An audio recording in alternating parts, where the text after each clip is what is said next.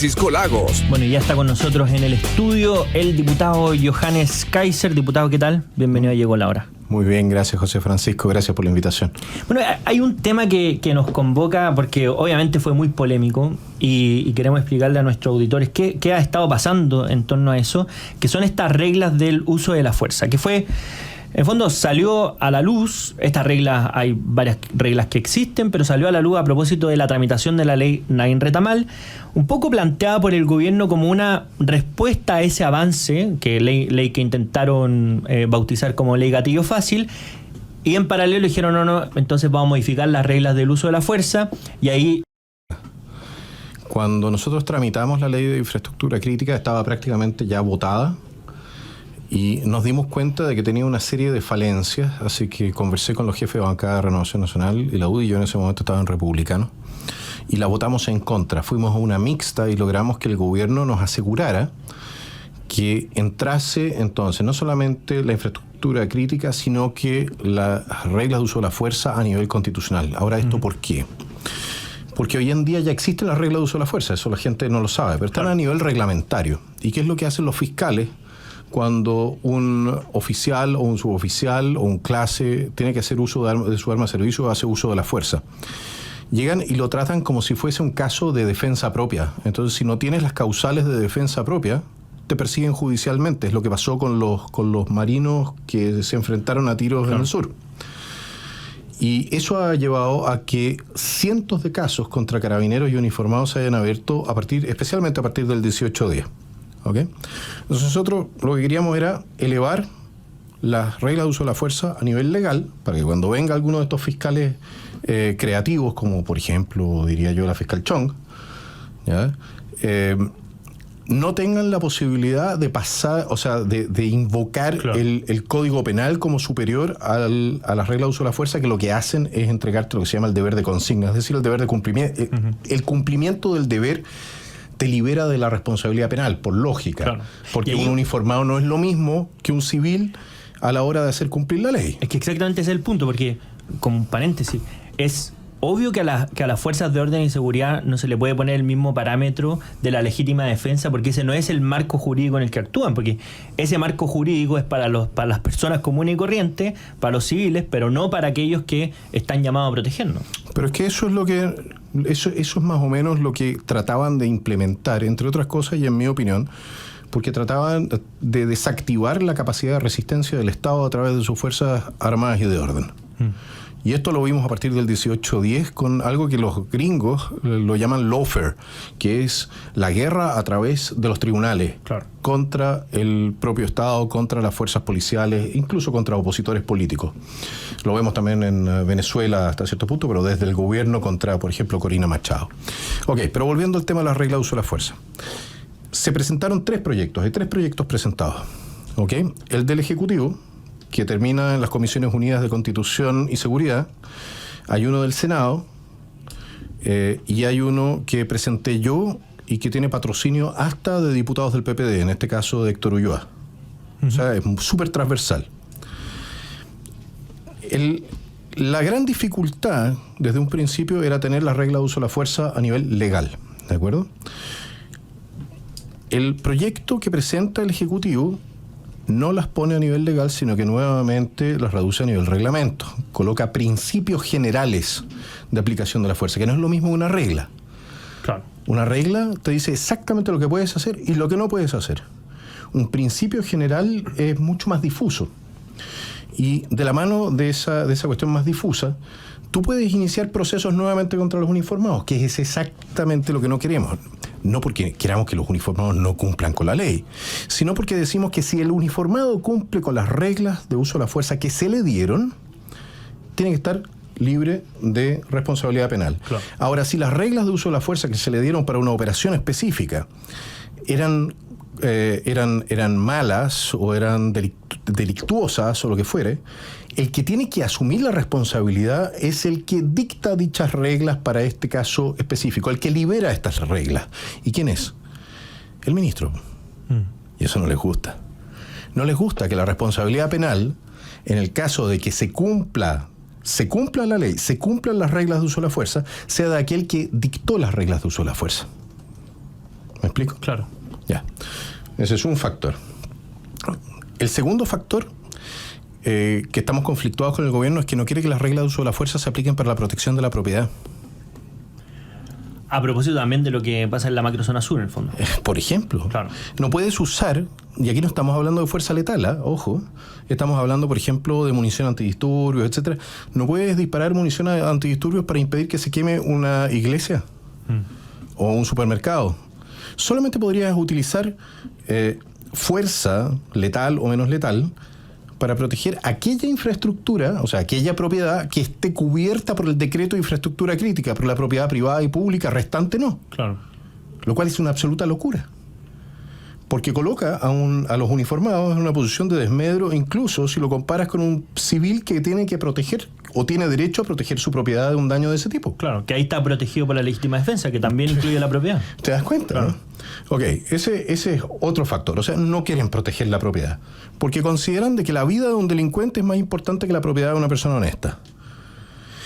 Y el tercer punto, y ese también es bastante, yo diría bastante esencial, es que meten este tema de las diversidades sexuales, los grupos indígenas, los extranjeros, con un tratamiento especial que se les tiene que dar cuando se escriban los reglamentos. Tienen que ser consideradas formas especiales de trato para esas minorías. Y ahí la cuestión se empieza a poner ridícula. Porque cuando yo estoy en una situación de conflicto, donde tengo que hacer uso de la fuerza, Claro. yo hago uso de la fuerza de manera proporcional, racional, necesaria. Esos son distintos pasos, ¿de acuerdo? Dentro del marco de las reglas que me dieron a mí. Pero a mí no me pueden pedir que empiece a tratar de manera distinta o de manera peor a un chileno normal y corriente que a una persona, por ejemplo, de un pueblo originario o de una minoría sexual. Por lo demás, ¿cómo determinas tú cuál es el gusto sexual de una persona? Bueno, porque además se supone que no necesariamente se exterioriza, así que... No necesariamente. Por lo demás, extra. porque ¿qué le interesa? ¿Qué me importa a la hora de perseguir a un delincuente?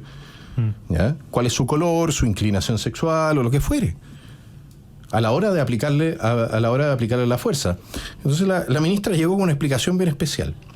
Es que entonces, no, si esto era para que cuando uno hablara con ellos, entonces les respetara sus cuestiones, porque de repente había gente que no sabía castellano. Y yo me pregunto, oye, ¿y qué se supone que esto significa? ¿Que todos nuestros soldados tienen que aprender creol? ¿O si están confrontados con un coreano, también coreano? ¿O que nuestros soldados tienen que empezar a tratar a la gente de acuerdo con el pronombre que les gusta? Estamos hablando de una situación de conflicto donde los soldados y policías llevan literalmente su piel al mercado, es decir, arriesgan la vida, y este gobierno no tiene ningún interés más grande que andar haciendo política ideológica deconstruida que les hace más difícil la tarea. O sea, yo honestamente sigo sin entender ¿con qué pajarito hablaron? Y ahí puede tener esto sentido un poco con lo que señaló el diputado Winter, un poco de claro, buscar llegar a acuerdo. El gobierno tiene que asumir la bandera de la seguridad, una bandera que le ha sido ajena, a la que se han opuesto históricamente, y intentan promover las reglas del uso de la fuerza, pero dando una señal, ¿verdad? Como al mundo o a la base de apoyo dicen, mira, les damos una señal. Porque al final, una parte del oficialismo, al menos el diputado Ilavaca, públicamente dijo, oye, esto es una tontera, evidentemente. Pero entonces, ¿podrá tener que ver con eso? Porque la explicación de la ministra tampoco era tan convincente. No, si esto fuera tan sencillo, ¿no es cierto? Mira, aquí lo que entra a jugar es uno de los caballitos de batalla de esta gente que también lo tuvieron en el proceso constitucional del que se cayó el 4 de septiembre. ¿Ya? Es el tratamiento diferente de las personas en razón de su pertenencia a un grupo, es decir, el fin de la igualdad ante la ley. Eso es lo que están persiguiendo, pero no solamente en este proyecto, sino que en proyectos educativos. Ayer en la votación, en el proyecto de violencia contra la mujer, el proyecto antidiscriminación, que pronto se va a ver en la sala. Lo que quieren eliminar es la igualdad ante la ley. Quieren generar grupos y lo dicen ellos mismos, grupos de especial protección. Por el hecho de tú haber nacido o ser parte de ese grupo, tú tienes que tener una especial protección. Y yo encuentro eso profundamente injusto respecto de aquellas personas que no son parte de un grupo de especial protección. ¿Ya? Porque, ¿qué es lo que hace? Nos divide y genera grupos privilegiados. En la práctica, genera grupos privilegiados. Y yo me acuerdo todavía el primer decreto constitucional de Bernardo O'Higgins. En Chile no existen personas ni grupos privilegiados.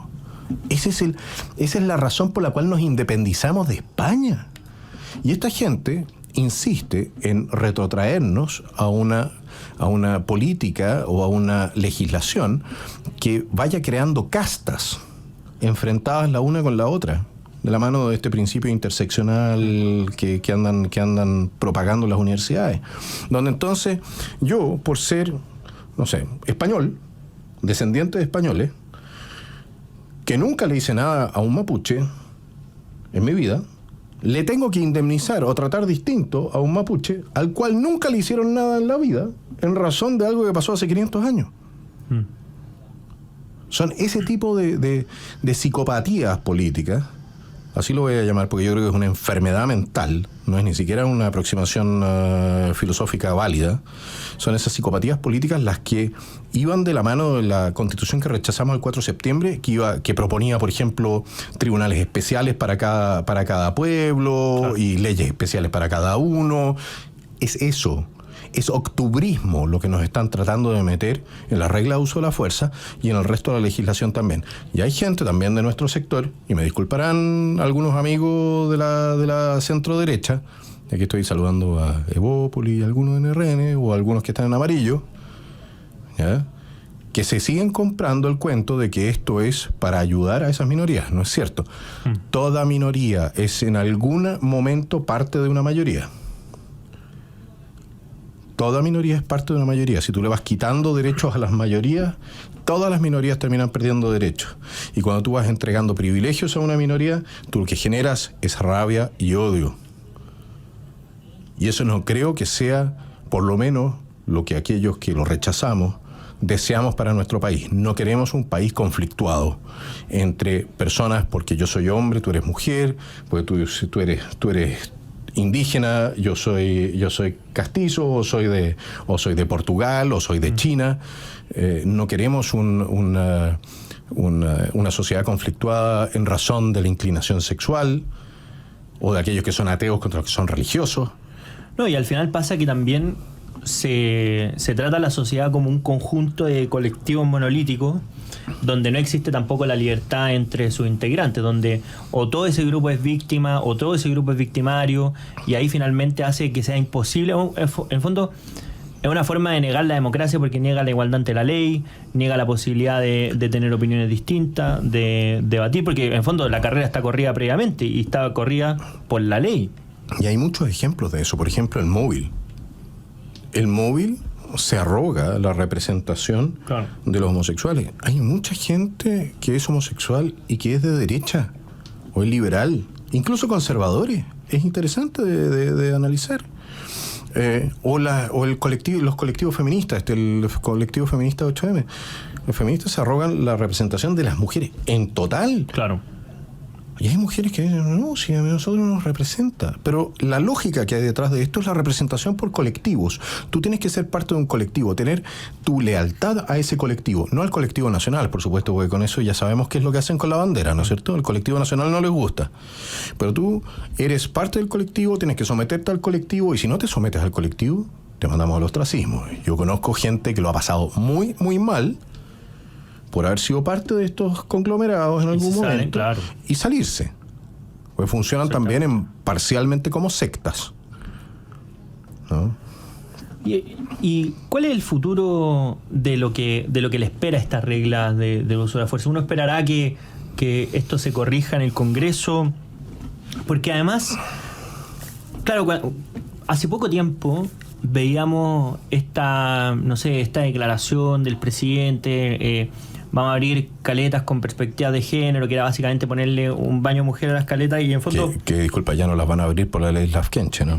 Bueno, capaz, y ahora ya no pueden pescar. Ya no pueden abrir ni siquiera pescar. caletas de género, ya. Oye, y ahí uno dice, bueno, ya esto es un meme, salió internacionalmente, da un poco de vergüenza, pero digo, está. Pero esto ya es algo como que pasa la dimensión de lo razonable, ¿verdad? Como dice, o de lo tolerable más bien. En el Congreso, ¿se va a corregir esto o va a seguir avanzando en la línea que se ha planteado? No existe mucha voluntad de acoplarse a estas peladas de cable, me disculparán la expresión, ¿no? De un ejecutivo completamente aislado de la realidad. Ahora, te voy a decir una cosa, ¿eh? Yo creo que esto también tiene que ver con que efectivamente, dado que la izquierda ha tenido alergia a la seguridad durante tanto tiempo, tampoco han aprendido nada de seguridad. No saben nada de seguridad. Y como no saben nada de seguridad, no saben sobre las Fuerzas Armadas, no saben la diferencia entre un carabinero y un soldado. No la entienden. No entienden la diferencia de formación, de doctrina. Un soldado, por ejemplo, que conduce un tanque puede valer su instrucción $300,000. Claro. ¿Ya? Pretenden usarlo como si creen que son soldados de plomo, que esta cuestión es al lote, que no hay especialidades, ninguna cuestión, son todos lo mismo. Y como no entienden cómo funcionan las distintas instituciones de seguridad, hacen este tipo de tonteras, porque siguen sin comprender la lógica del empleo de la fuerza que ellos de todas maneras rechazan para mantener el orden público. No olvidemos que este gobierno, damas y caballeros, es el gobierno de quienes rechazaban fundamentalmente toda forma de orden público. El presidente de la República, cuando era diputado, defendía las barricadas. El presidente de la República, damas y caballeros, cuando era diputado, no solamente defendía las barricadas, votó en contra incluso de aumentar las penas para quienes agredieran a bomberos. Y su gobierno está compuesto por octubristas. Ya, pero ahí porque está bien, yo entiendo que un problema es la falta de capacidad y va en la línea como el principio de Hanlon que dice, mira, no hay que atribuirle a la maldad lo que se explica suficientemente bien por la estupidez, pero yo creo que en algunos casos, en el oficialismo, el problema es de convicción, es decir, no solamente no tienen la capacidad de resolver el problema, sino que muchos no han querido históricamente resolver el problema y hoy día básicamente es una forma de navegar, es decir, pudiendo, intentan salirse del carro de la seguridad lo antes que puedan. Si de hecho no por nada intentaron bautizar la ley en Retamal como gatillo fácil, o sea, claro, porque veían que había agua en esa piscina. Pero esto no es estupidez.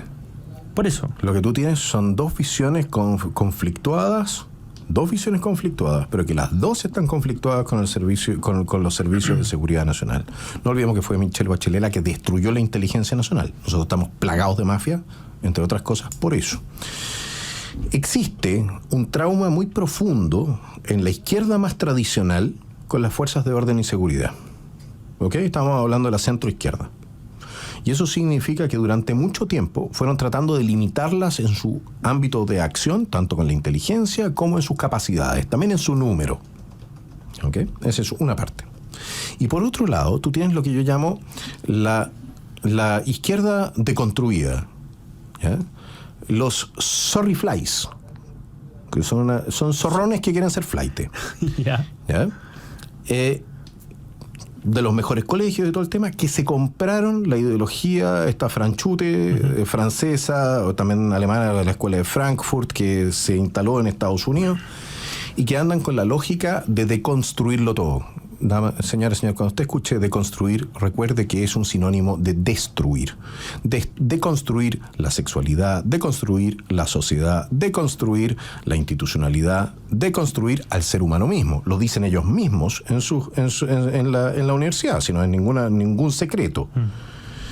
Y esa gente cree en la necesaria destrucción de todo el orden social para que, por arte de magia, porque son gente que creen en este filósofo ruso, por arte de magia, entonces, una vez liquidada la sociedad y la civilización, aparezca algo mucho mejor. El resultado es que la gente está muriendo. Está muriendo asesinada por las bandas que dejaron entrar debido a su locura con las fronteras abiertas. El resultado es que nuestra economía se estancó. durante 15 años, 10 años, ya 12 años no hemos crecido. El resultado es que los colegios son un desastre. Los emblemáticos se transformaron en emblema de a donde no hay que matar al niño. Claro. ¿Ya?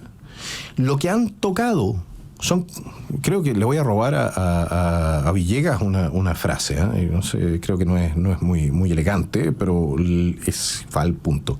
Son como el rey Midas al revés. Tú sabes que el rey Midas lo que tocaba lo transformaba en oro. Sí.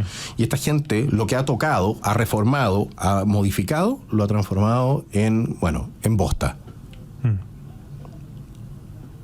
Es increíble. Todo lo que han hecho ha resultado un desastre. Yo no me acuerdo de reformas positivas que hayan impulsado esta gente. Y no veo tampoco que dentro de los 2 años que vienen haya un cambio de mentalidad lo suficientemente potente, o cuanto menos la centroizquierda sea capaz de domar de una vez por todas a estos revolucionarios de capuchino, muy peligrosos por lo demás, y a aquellos que están más cercanos al régimen de Maduro, que también tienen un interés por mantener el caos aquí. De Chile, el régimen de Maduro es un narco-régimen, y de Chile pasa la mayor cantidad de droga que se exporta a Europa. Tener a nuestro país sin defensa y sin seguridad significa espacio de maniobra para el narco. Diputado Johannes Kaiser, bueno, hartas frases ahí porque hablamos varios temas. Le quiero agradecer por habernos acompañado en esta edición de Llegó la Hora. Muchísimas gracias por la invitación, y a todos ustedes que están de camino a casa, que lleguen bien, que lleguen seguros, y nos estamos conversando. Ya está hablando como candidato presidencial Johannes Kaiser, estamos cambiando el tono ahí, pero nada, nosotros nos vamos a una breve pausa y ya volvemos con más Llegó la Hora.